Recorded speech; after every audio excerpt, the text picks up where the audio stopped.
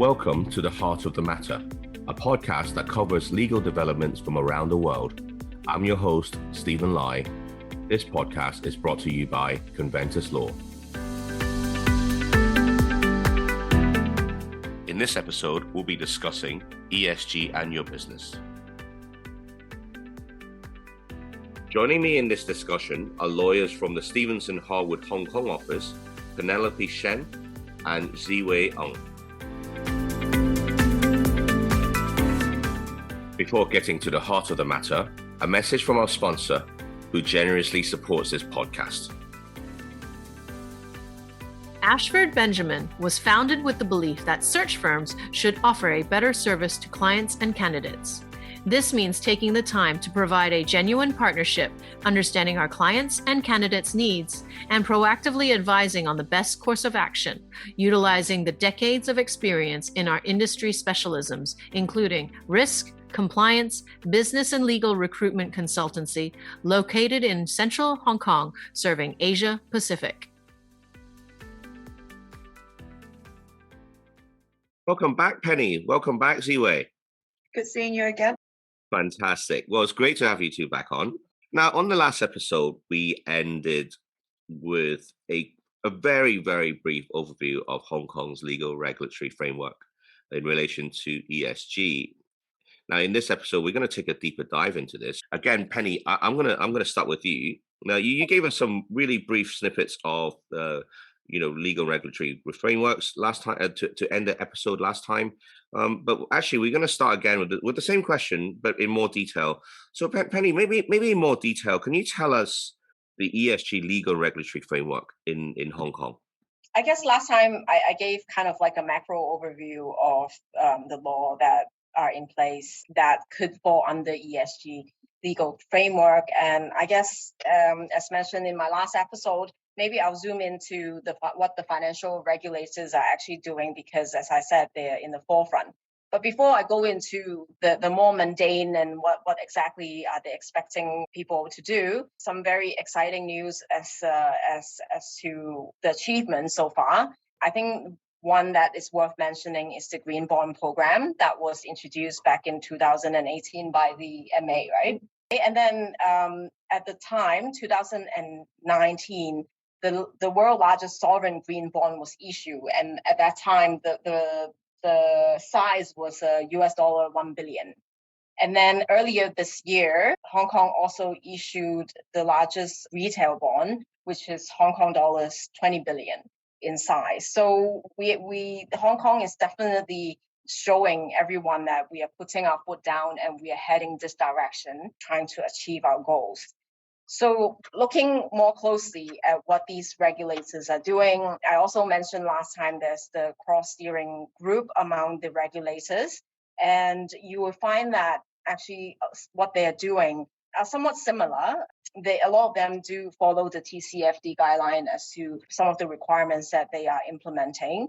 The first one, I guess I should mention, is the Hong Kong Exchange. Ziwei, you did a chapter on that, right?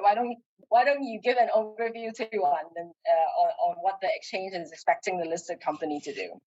Well, yeah, sure. So listed companies and listing applicants in Hong Kong right now, they do have to look at both the environmental, social, and governance reporting guide, as well as the corporate governance codes to do ESG-related disclosure. So the ESG reporting guide introduced in 2013, we can see that it has increasingly become more stringent with mandatory disclosure requirements now in the latest edition in relation to board governance. In relation to the 12 areas of environmental and social issues that a company list needs to disclose their policies and KPIs on, it has also now moved from voluntary to all compliant and explain. I think we can safely say that in terms of regulatory trends, whether it's Hong Kong or globally, the requirements are just going to be tighter and tighter, moving more towards mandatory.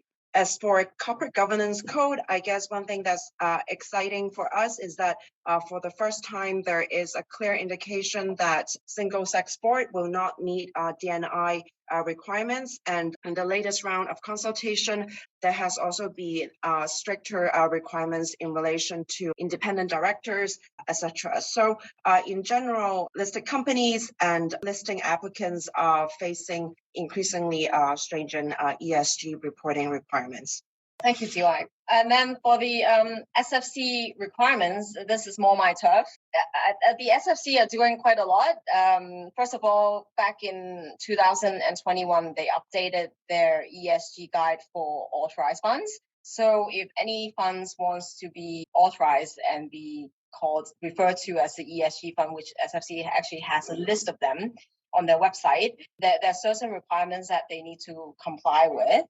And then, as we spoke about this in the last episode, I think a few times already, the SFC introduced the climate-related risk disclosure requirements that is imposed on fund managers. So for the larger fund managers with AUM of Hong Kong 8 billion, the deadline to comply already passed in this August.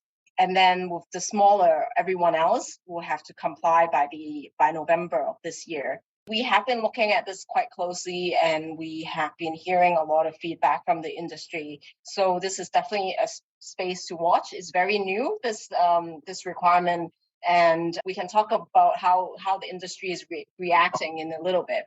But let us finish what all the other regulators are doing as well. So led by the MA and the SFC, the Monetary Provident Fund Scheme Authority is also introducing requirements very similar to what the SFC is expecting the fund managers to do.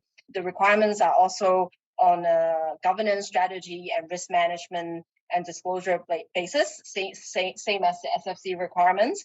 All these requirements adhere to the TCFD framework. So they do follow the international framework, which is also adopted in the UK. Perhaps we should say, just explain TCFD is the Task Force on Climate-Related Financial Disclosures.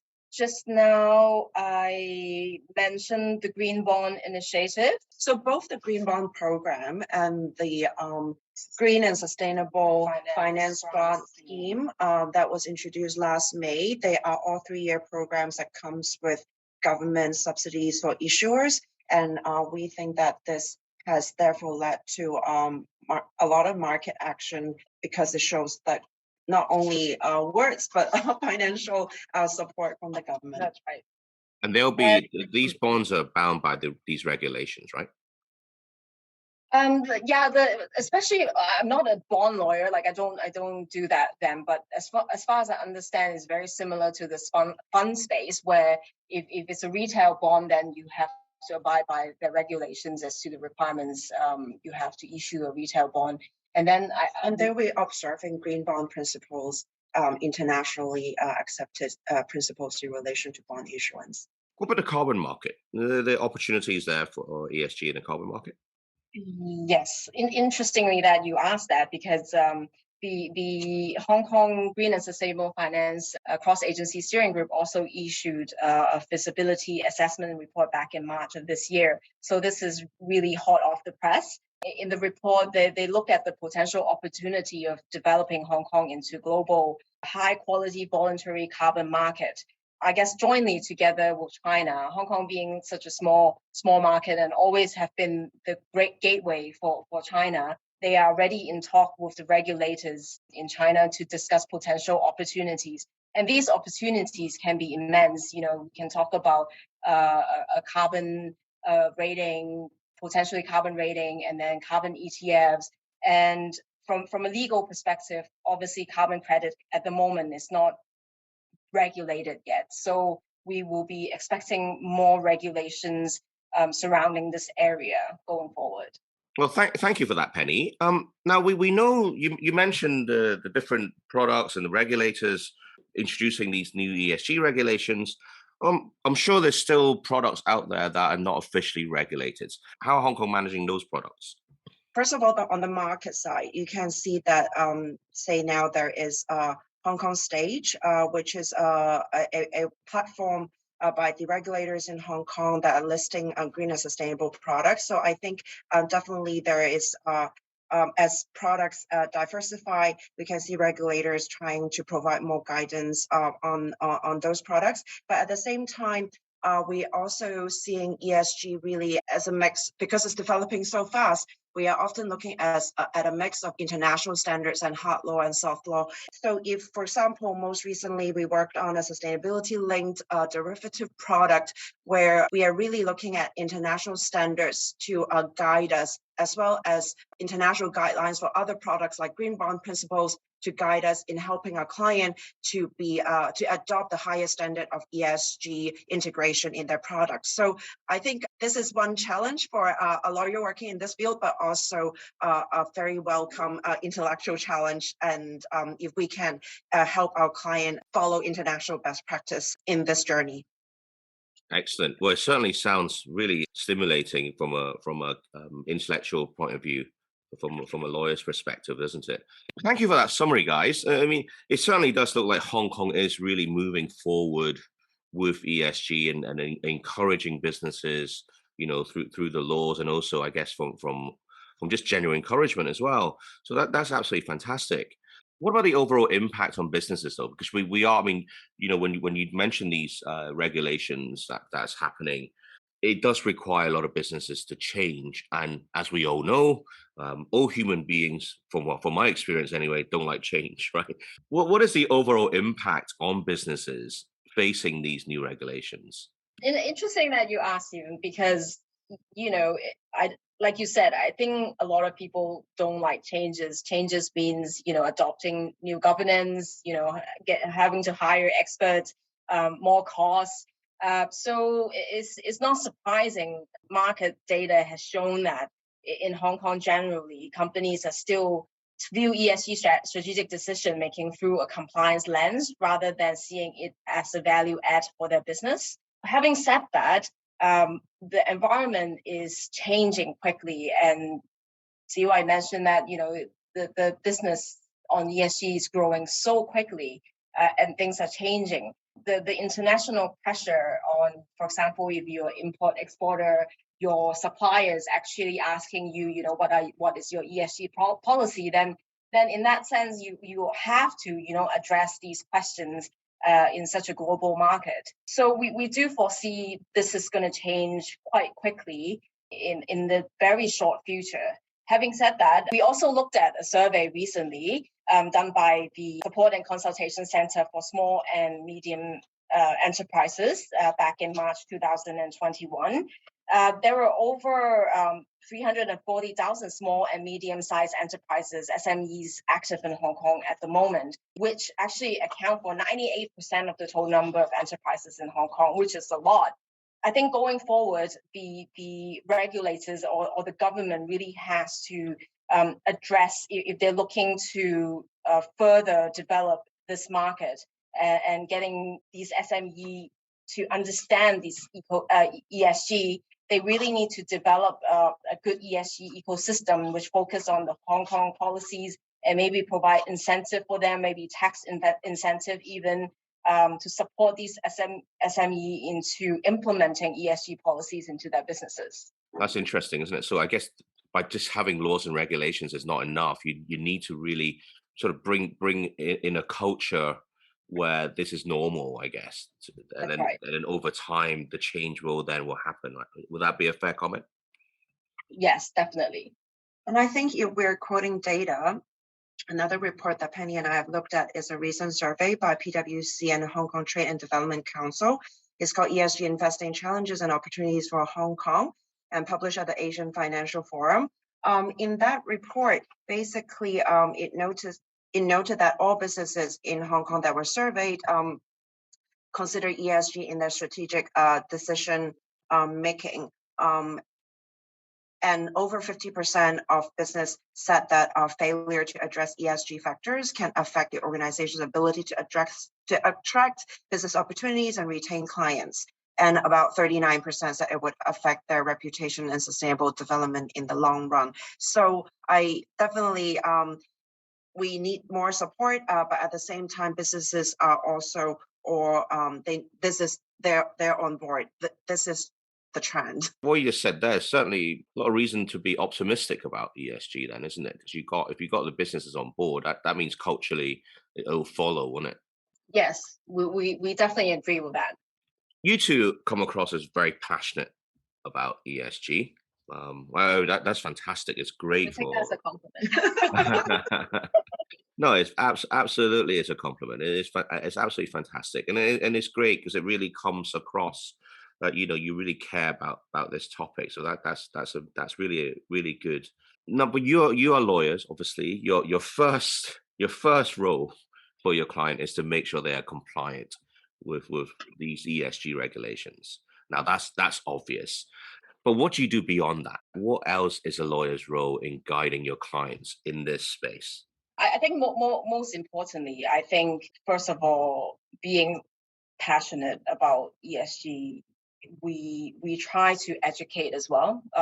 As I said, despite the regulations being rolled out actually quite quickly, clients are still taking a compliance lens. So while we understand they just want to check the box, and we try to facilitate that as much as we can, educating them and getting them to understand the importance of rolling that in their businesses in the longer run is, I think that would be part of our job.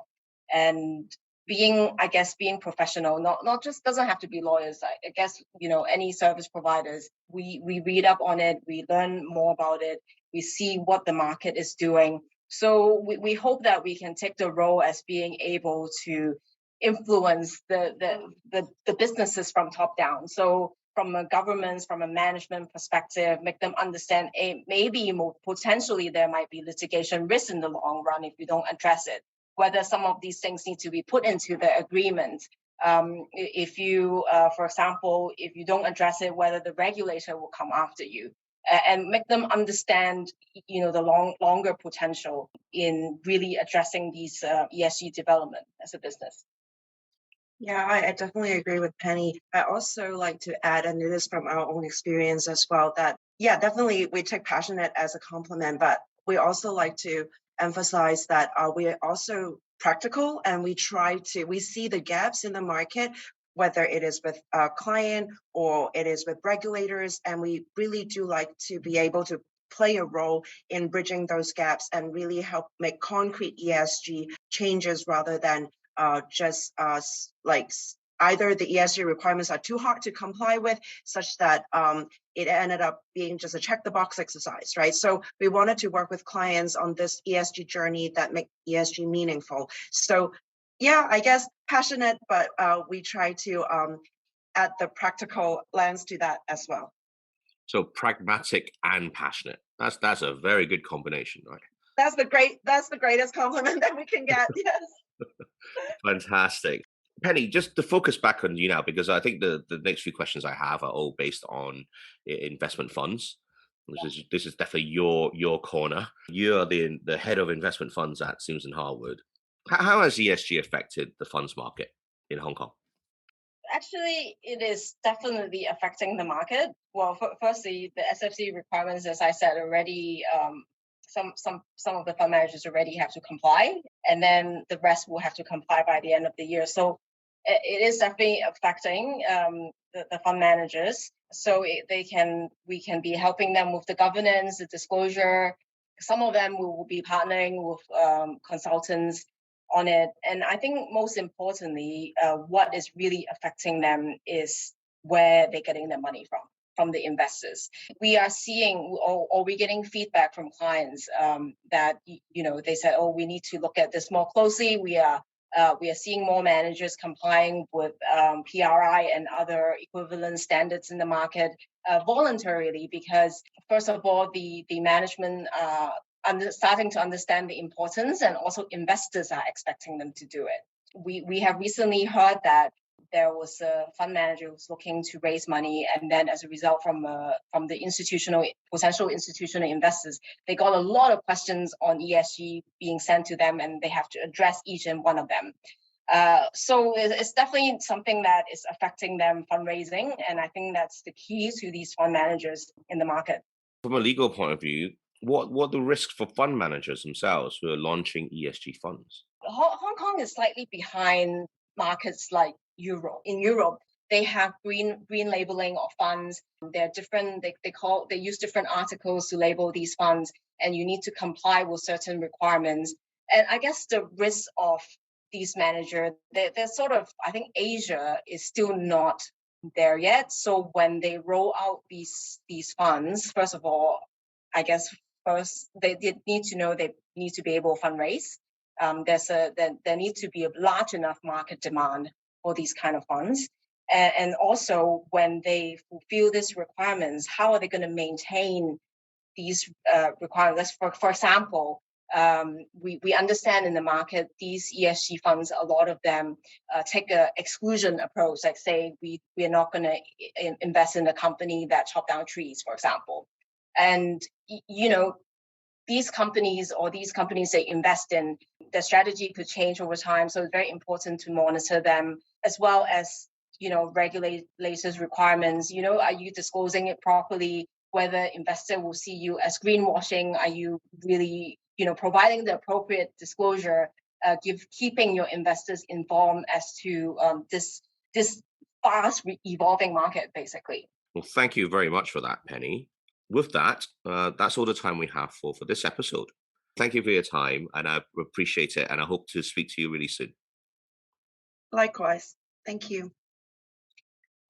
Thank you, listeners, for listening, and I look forward to talking to you on our next episode.